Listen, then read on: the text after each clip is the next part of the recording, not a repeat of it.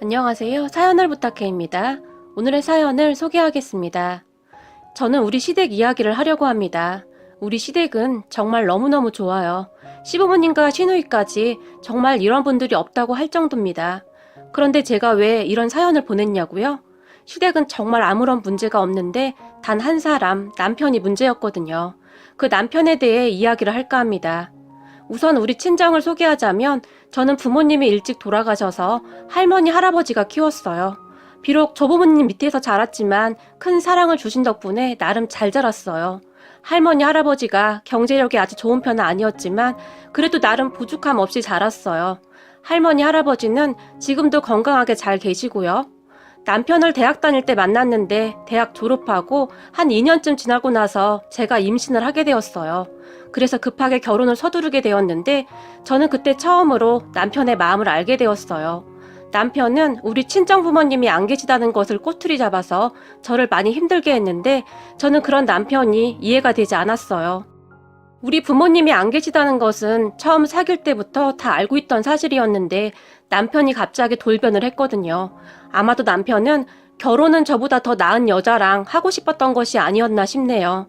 그런데 제가 덜컥 임신을 하게 돼서 난감했을 것이라는 생각이 들었으니까요. 임신을 했다는 말을 듣고 남편은 많이 놀라 있었고 며칠 있다가 저를 찾아와서는 우리 아직 나이도 어리고 준비도 안 돼 있는데 조금만 있다 낳으면 안 될까? 그냥 병원 가자 라는 말을 하기도 했으니까요. 그때는 남편도 저처럼 무서워서 그런 것이겠지 그런 생각을 했었는데 사실 저도 많이 무서웠으니까요. 낳아서 잘 기르자. 이왕 이렇게 된 거 빨리 낳아서 기르면 좋잖아. 남편을 설득했지만 남편은 이미 마음이 떠난 듯 했어요. 그러다가 그 사실을 우리 할아버지 할머니가 알게 되었고 결국 시부모님에게 연락을 하게 되었어요. 그렇게 우리는 갑작스레 상견례 아닌 상견례를 하게 되었고 남편의 얼굴은 아주 못 씹은 듯한 표정이었어요. 상견례 분위기는 아주 좋았어요. 물론 남편만 빼고요. 시부모님은 정말 좋은 분들이셨거든요. 상견례를 다녀온 우리 할머니 할아버지가 감탄을 할 정도였어요. 시부모 될 사람들이 아주 괜찮은 사람들이야. 상현이 저것만 보면 결혼 어떻게 시키나 걱정했는데 다행이다 다행이야. 시부모님을 만나고 온 날 할아버지가 처음으로 웃으며 말씀을 하실 정도였어요. 거기다 아가씨도 정말 좋은 사람이었는데요. 말끝마다 언니 언니 하면서 그렇게 잘 따를 수가 없었어요. 참 이상할 정도였어요. 이런 가족들에게 남편 같은 사람이 어떻게 나올 수가 있을까 하고 생각을 할 정도로 말이죠. 우리는 그렇게 서둘러 결혼을 했고 시부모님 집에 같이 살기로 했어요. 둘 다 모아놓은 돈도 없었고 별다른 방법이 없었어요. 그러다 어느 날 시부모님이 저를 시댁으로 불렀는데 애 보는 것도 보통 일이 아닌데 그냥 들어와서 같이 살자꾸나. 너 힘들 때 육아도 같이 하고 괜찮을 것 같은데 네 생각은 어떠니? 시어머니가 제 의견을 물었어요.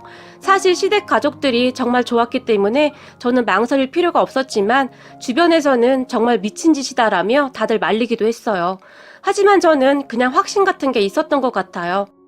그렇게 결혼 후 시댁으로 들어갔고 시부모님과 아가씨는 항상 한결같았어요. 할머니, 할아버지 밑에서 자랐던 저는 정말 엄마 아빠가 생긴 것 같아서 그렇게 좋을 수가 없었어요. 거기다 예쁜 여동생까지 생긴 것 같았으니까요.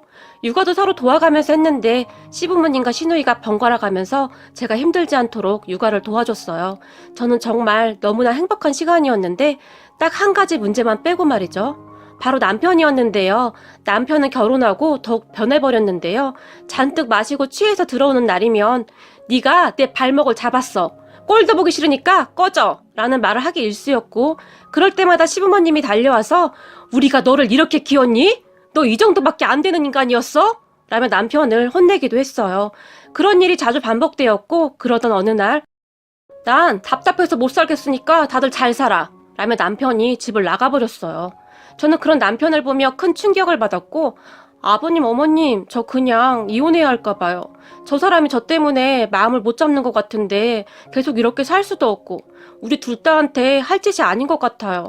제가 시부모님에게 눈물까지 흘리며 말을 했어요. 하지만 시부모님은 어차피 집 나간 아들 우리도 필요 없다. 아들 없는 셈 치고 살면 되는 거고 너는 상관하지 말거라. 지금 이혼하고 나가면 너 애는 어떻게 키우려고. 그냥 상현이 없는 셈 치고 우리랑 살자꾸나 라는 말을 하기도 했어요. 그 말에 제가 놀라서 아니, 그래도 저 때문에 아들하고 담 쌓고 사줘야 하는데 어떻게 그래요? 제가 놀라서 물었지만 자식 잘못 키운 우리 잘못이지 네 잘못이겠냐? 미안하구나. 라고 말을 하셨어요. 그렇게 남편은 집을 나가버렸고 저는 시댁에서 아이를 키우면서 살았어요. 사실 저한테도 다른 선택이 없긴 했으니까요. 그리고 저는 얼마 후 일자리를 구하기 시작했고 비록 임시직이긴 했지만 일을 하기 시작했어요. 회사 일을 하는 동안 시어머니와 시누이가 아들을 돌봐줬고 제 입장에서는 그렇게 감사할 수가 없었어요. 사실 우리는 정말 완벽한 가정이었어요. 남편이 없다는 것만 빼고 말이죠. 그러다 어느 날 남편이 몇 달 만에 집에 들어왔는데요. 우리가 다 모인 자리에서 나 쟤랑 이혼할 거야. 마음 떠난 지 한참 됐고 사실 애 때문에 산 거잖아? 라며 남편이 저를 째려봤는데 준서는 우리가 키울 테니까 너는 몸만 나가. 나 여자 생겼는데 그 여자가 준서까지 키워줄 자신 있다고 하니까 너보다 100배는 능력 있고 좋은 여자야. 근데 너 진짜 뻔뻔하다. 얼굴에 무슨 철판 깔았냐? 내가 너 싫다고 집까지 나갔는데 남편도 없는 집에 어떻게 지금까지 남아있을 수가 있어? 생각이라는 게 있으면 알아서 나갔어야지. 진짜 뻔뻔하다. 남편이 큰 소리로 말을 했어요. 그 순간 제가 너무 창피해서 눈물이 왈칵 쏟아졌는데요. 하긴 네가 갈 데가 어디 있겠냐. 이래서 집안 빵빵한 사람 만나야 해. 최소한 집안이 정상적이어야 하는 거야. 남편이 다시 저에게 쏘아 붙였어요. 그런데 시부모님이 남편을 무섭게 노려보고 있었는데요. 그런 시부모님의 입에서는 충격적인 말이 튀어나왔어요. 이래서 옛말에 머리 검은 짐승은 거두는 게 아니라고 했구나. 라는 말이 시아버지 입에서 툭 하고 튀어나왔거든요. 그 말에 남편뿐만 아니라 아가씨와 저까지 놀라서 시아버지를 바라봤고 시아버지의 말에 남편이 아빠 그게 무슨 말이야? 라며 눈을 동그랗게 뜨고 물었어요. 못 알아들었어? 다시 말해줘? 시아버지가 남편을 향해 버럭 소리를 질렀고 그 모습에 옆에 있던 시어머니가 여보 그만해요. 그건 우리가 눈 감는 순간까지 비밀로 하기로 했잖아요. 당장 그만둬요. 놀라서 시아버지를 말리는 듯 했어요. 하지만 시아버지는 왜? 이제 다 컸는데 상현이도 알 건 알아야지 라고 말을 하며 다시 남편을 봤는데 다시 말해줘? 이래서 머리 검은 짐승은 거두는 게 아니라고 했다. 우리가 너를 잘못 키웠어. 애초에 너를 데려오는 게 아니었어. 바르게 잘 키울 수 있을 줄 알았는데 우리가 널 잘못 키웠구나. 누굴 원망하겠니? 다 우리 잘못이지. 라며 시아버지가 남편을 다시 노려봤어요. 그런 시아버지의 말에 아빠 내가 아무리 미워도 그렇지 무슨 그런 말을 해? 농담도 정도껏 해야지. 그럼 내가 엄마 아빠 아들이 아니라는 거야? 나 아빠랑 이렇게 많이 닮았는데 남편이 말을 했는데 순간 남편의 목소리가 떨리고 있었어요. 그러게 말이다. 그래서 애초에 너를 선택한 거다. 우리가 결혼하고 한참이 지나도 애가 안 생겨서 알아보러 갔는데 이것도 운명인지 네가 나 어릴 때를 참 많이 닮았더구나. 그땐 참 신기했어. 그때 우리는 분명히 운명이라고 생각했다. 그래서 너를 선택한 거고 하지만 우리가 너를 키우면서 단 한 번도 차별한 적도 없었어. 오히려 네가 정말 예뻤다. 네가 오고 얼마 안 있다가 그렇게 안 생기던 딸이 생겼거든. 그래서 우리는 네가 복덩이라고 생각하고 정말 최선을 다해서 너를 키웠어. 그런데 지금 네가 하는 행동을 보니 내가 키운 자식이 맞는지 의심스러울 정도다. 우리가 너를 정말 잘못 키웠다는 생각만 드는구나. 순간 시아버지 눈에 이슬이 맺혔는데요. 옆에 있던 시어머니가 우리가 세상 떠날 때까지 비밀로 하려고 했는데 친척들도 이 사실을 아는 사람이 없어 라고 말을 하며 뒤를 돌아 눈물을 닦으셨어요. 그리고 그런 시부모님의 행동에 남편이 얼어붙은 듯 서 있었고 거짓말이지 엄마 거짓말이지 남편이 울부짖었지만 사실이다. 네가 아주 어릴 때 데리고 왔으니까 너는 기억이 없겠지? 사진 앨범에 아래 위 노란색 옷 입고 찍은 사진이 있는데 그게 네가 그곳에 맡겨질 때 네 친모가 입혔던 옷이라고 하더구나. 혹시 몰라서 우리가 보관도 해놓고 있었어. 나중에 네 친모가 찾으러 올 수도 있으니까. 시아버지가 다시 말을 했어요. 그 말에 남편의 얼굴이 새파랗게 질려 있었는데 시아버지는 거기서 멈추지 않았어요. 시어머니를 보며 여보 그거 가지고 와. 시아버지가 말을 했고 시어머니가 너무나 슬픈 표정을 지으며 종이 한 장을 가지고 왔는데 시아버지가 그 종이를 남편에게 보여주며 혹시 몰라서 네 친엄마가 쓴 편지를 가지고 있었다. 라는 충격적인 말을 했어요. 그렇게 남편이 떨리는 손으로 종이를 받았고 아가씨조차도 놀라며 남편 옆에서 종이를 뚫어져라 쳐다봤어요. 남편뿐만 아니라 아가씨조차도 큰 충격을 받은 것 같았는데요. 아가씨의 얼굴이 창백해졌거든요. 그리고 잠시 후 남편이 종이를 구겨버리고는 뭐야 그럼 진짜 엄마 아빠 아들이 아니라고 내가? 다시 울부짖었어요. 그런 남편을 보며 시아버지가 우리가 이거 친자 확인 검사지까지 다 써놨으니까 정 못 믿겠으면 네가 가서 확인해보던지. 네 머리카락이랑 내 머리카락 가지고 가봐. 시아버지가 머리에서 직접 머리카락까지 뽑아서 남편에게 내밀었지만 이미 이성을 잃었던 남편은 화가 난 채 쳐다보지도 않았어요. 그런 남편을 보던 시아버지가 우리가 끝까지 말 안 하려고 했는데 네가 니쳐보고 할머니 할아버지 밑에서 자랐다고 허구한 날 무시하는 거 보면서 도저히 안 되겠다 싶었다. 사람은 말이다. 남의 약점을 가지고 그렇게 함부로 행동하는 거 아니다. 그리고 네가 다른 여자를 데리고 온다면 우리도 너랑 같이 살 생각 없다. 우리는 여기 우리 며느리랑 우리 손주랑 같이 살 거니까 너는 네가 사랑한다는 그 여자랑 둘이서 잘 살거라. 그리고 넌 앞으로 우리 자식이 아닌 거다. 우리는 우리 며느리를 그냥 딸로 삼을까 한다. 라는 말을 했어요. 그 말에 남편은 다시 한번 충격에 휩싸인 채 집을 나가버렸어요. 그리고 그런 남편의 뒷모습을 보던 시아버지가 못난 자식 같으니라고 어디서 저런 것이 나왔는지 라는 말을 하기도 했어요. 그렇게 남편이 나가고 나서 우린 한동안 아무 말도 못하고 있었는데요. 잠시 후에 엄마 아빠 그동안 어쩌면 이렇게 감쪽같이 숨길 수가 있어? 아가씨가 물었지만 시부모님은 입을 꼭 다문 채 묵묵부답이었어요. 그 뒤 집안 분위기가 많이 가라앉게 되었는데요. 무엇보다도 아가씨의 충격이 많이 큰 듯했어요. 하지만 아가씨는 원래 본성이 착한 사람이었던지라 우리 아들과 저에게는 어떠한 편견도 갖지 않고 평소와 똑같이 행동을 했어요. 그런 아가씨를 보는데 너무 미안하고 고맙더라고요. 그러다 어느 날 저녁 식사를 하는데 어머님 아버님 저 그냥 친정으로 갈게요. 아무리 생각해봐도 제가 지금 여기에 있는 건 아닌 것 같아요. 그동안 남편도 없는데 혼자 제 고집만 부린 것 같아요. 라고 말을 했는데 갑자기 제 눈에서 눈물이 왈칵 쏟아져 나왔어요. 그런데 그런 제 말을 듣던 시어머니와 시아버지가 동시에 안 돼! 절대 안 돼! 라고 소리를 지르셨어요. 그리고 아가씨도 언니 저는 단 한 번도 언니가 남이라고 생각한 적 없어요. 우리 가족이잖아요. 그냥 여기서 우리랑 같이 살아요. 엄마 아빠 딸로 그리고 제 언니로 살면 되잖아요. 라며 제 손을 잡아줬어요. 그 순간 제가 눈물을 펑펑 흘렸는데요. 그래 너는 우리 딸이다. 딸이 엄마랑 아빠 두고 어디를 간다는 거니? 그냥 여기서 살거라. 너는 그냥 우리 딸이야. 시어머니도 눈물을 머금은 채 저를 바라봤어요. 그렇게 저는 시댁에서 마치 딸처럼 살았어요. 그리고 시간이 얼마나 지났을까요? 남편이 몇 달 만에 집에 다시 돌아왔어요. 그런 남편의 모습은 상거지도 그런 거지가 따로 없었는데요. 꼴이 아주 말이 아니더라고요. 그런 남편을 보며 가족 모두가 다 놀랐는데요. 네가 여긴 웬일이냐? 그 여자랑 살 거면 나가라고 했던 것 같은데? 시아버지가 소리를 질렀어요. 그런 시아버지의 말에 남편이 눈물을 뚝뚝 흘렸어요. 그리고는 남편이 갑자기 우리 앞에 무릎을 꿇고는 죄송해요. 제가 잘못했어요. 남편이 말을 했고 그런 남편을 보며 왜 나한테 미안한 거냐? 너 없이 네 아들 키운 네 처한테 미안해야지. 시아버지가 호통을 쳤고 남편이 저를 보며 정말 미안해. 앞으로 당신하고 준서만 생각하고 정신 똑바로 차리고 살게. 남편이 다시 눈물을 펑펑 쏟았어요. 남편의 그런 모습에 저는 그저 어리둥절하고 있었는데 사실 저는 그때쯤 남편을 너무 오랜만에 봐서 어색할 지경이었거든요. 그렇게 남편은 집에 돌아왔고 정말 놀랄 정도로 변했는데요. 우선 취업 준비를 하겠다고 여기저기 열심히 일자리를 알아보기 시작했어요. 같은 사람이 맞을까 싶을 정도였는데 열심히 면접을 보러 다녔어요.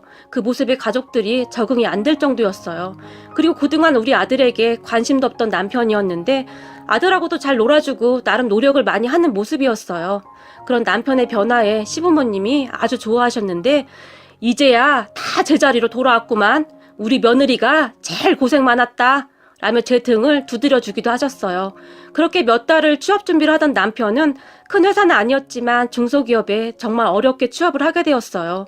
요즘 취업하기가 정말 힘들어서 남편이 취업한 것만으로도 그렇게 고마울 수가 없었어요. 그리고 남편은 정말 열심히 회사를 다녔고 첫 월급을 받은 날에는 가족들의 선물을 사가지고 와서 주기도 했어요. 시부모님께 선물을 드리던 남편이 엄마 아빠 그동안 키워주셔서 정말 감사했어요.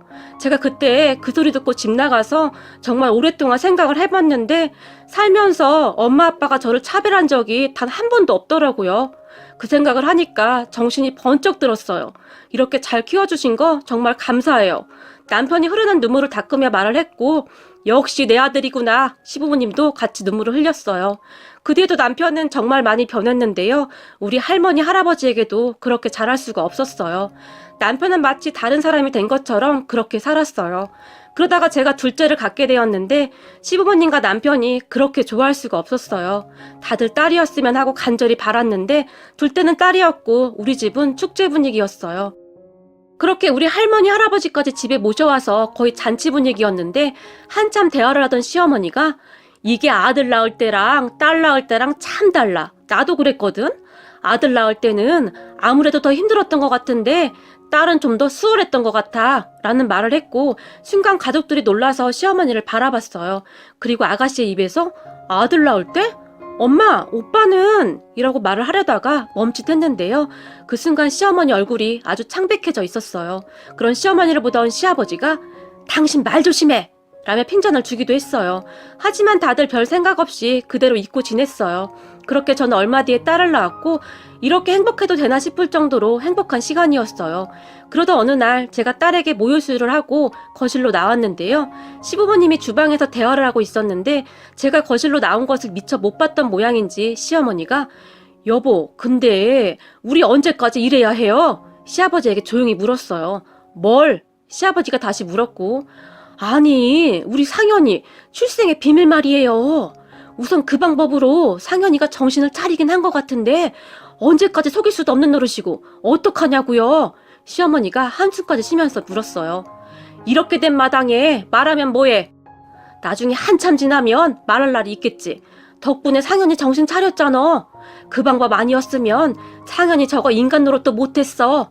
시아버지가 조용히 말을 하는 듯 했어요. 그 말에 시어머니가 참 무슨 홍길동도 아니고 내가 낳은 아들을 내가 낳았다고 말도 못하고 이게 무슨 난리야 그래? 라고 말을 했는데 어허! 당신 입 조심하라니까. 그때도 말 잘못해서 큰일 날 뻔했잖아. 이 사람아 제발 조심 좀 해. 시아버지가 조용히 말을 했어요. 그리고 그 말에 제가 깜짝 놀라서 주방으로 성큼성큼 걸어 들어갔는데요.